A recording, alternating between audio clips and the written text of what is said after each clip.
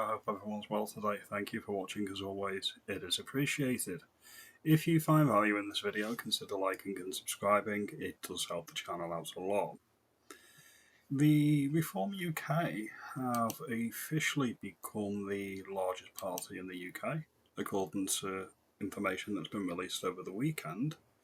The Labour Party is collapsing in votes under two-tier gear, three-gear gear, and Reform UK have got about 270,000 subscribers or members, depending on the phrases you want to use.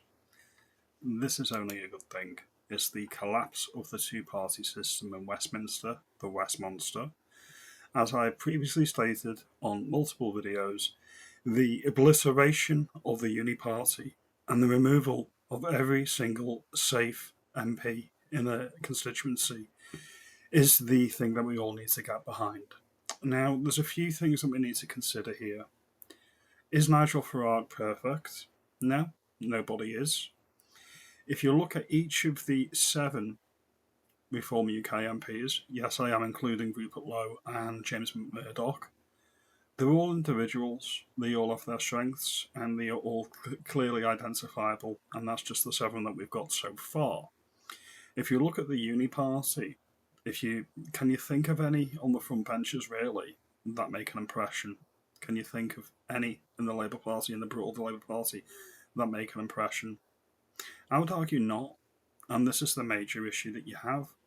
You've got people that have got no actual autonomy within the Labour movements or the Tory movements. They have to adhere to the party whip and the party line, and as such, they can't really think for themselves or speak for themselves. That's the issue.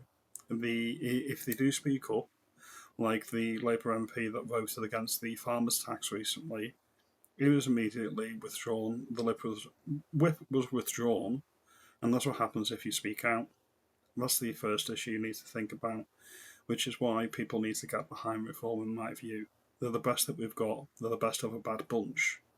Now, if you look over what happens in Northern Ireland, you've got a issue that some people are warning against on the mainland, which is if you've got similar parties like Advance UK, Reform UK, and let's just say the Heritage Party UKIP or another third right of centre party, people are saying, oh, that could split the votes. I don't think that's going to happen. I really don't. If you look at the TUV, the DUP, and the EUP, they're broadly all in the same camp. If there's just specifics on nuance that people are divided upon. So I don't necessarily think that's going to translate over to the mainland, because I think what's going to happen in the mainland is, because if you look at the Assembly elections in Northern Ireland as well, there is a bit of a vote split going on as time moves forward, but I don't necessarily think that's going to, fix my collar there, that's going to translate over to the mainland.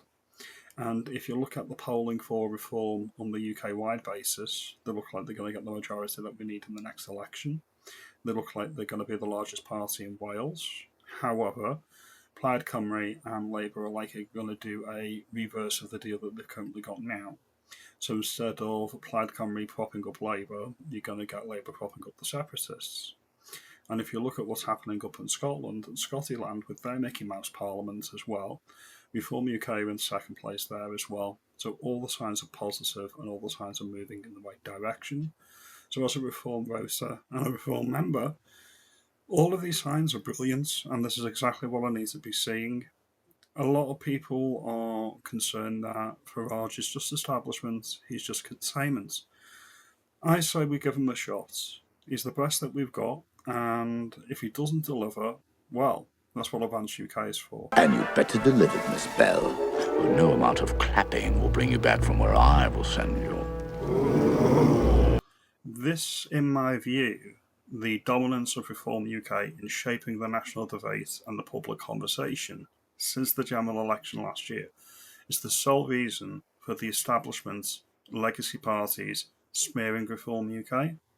They can't win the debate, they can't win any arguments, so all they can do is cancel elections, cancel jury trials, use the media, and use their lefty lovey mates to say anybody that votes Reform UK is essentially a racist and a bigot. None of that works anymore. The arguments from the last general election are not going to be cutting through either, such as, say, for example, you're not going to get a pension under Reform UK, or they're going to privatise the NHS.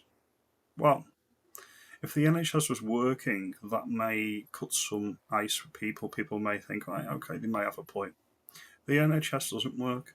It's not the NHS anymore. It should be changed to the International Health Service because of the health tourism that is draining the economy. Anybody can just come into the UK and use our NHS. That shouldn't be allowed. That would save a shit ton of money. Pardon the language. Then you look at the benefit system, that needs overhauling as well. Nobody who's not a native British national who's been here for, I don't know, at least 10 years should get benefits. It should go further, but that's a starting point in my view. State pensions, that's another thing. If people weren't taxed as much as they are, they could save, so the state wouldn't have to pay for a pension. None of these are deal breakers. I mentioned this to one of my parents recently. I made the argument to say, well, would it be so bad if the NHS was privatised? And they just looked at me horrified. I wasn't saying let's privatise the NHS, I was simply mooting a point with somebody. And they sort of looked at me and aghast and horror and said, what are you on about? So we'll think about it, just use this for an example. This is just the example I gave. If we were 10, 15 grand a year better off because we weren't taxed to the hilt to fund the NHS, you could afford private healthcare. Because you'd be that much more wealthy, you could actually afford the medical treatment you need when you need it. It's just something to think about. The boomer consensus is what needs to be broken. The post-World War II consensus, in my view, all of it needs to go.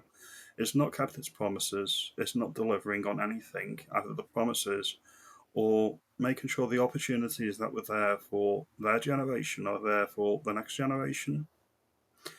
Reform UK, they are the only shop in town, and as I've always said, love Ben Habib, I think he's a great guy. Advance UK are going to hold Reform's feet to the fire. The Ginger Growler, allegedly, is on manoeuvres trying to replace Keir Starmer as the next Prime Minister. That's if Shabana Mahmood doesn't get it, because that's who the Prince of Darkness Tony Blair wants. But either way, it's not going to make any difference. The damage has already been done. If I was Labour, the only thing I would be considering doing is asking the King to dissolve Parliament early, to call fresh elections early, under a new leader, and plead forgiveness. But even then, that's just going to mitigate the absolute massacre that's going to befall Labour at the next general election. Your mileage, as always, may vary. If you like this video and you think I'm onto something with all of this, you make me aware. Make me aware if you think that vote splitting is going to be an issue like it is in Northern Ireland. I really don't think it will be.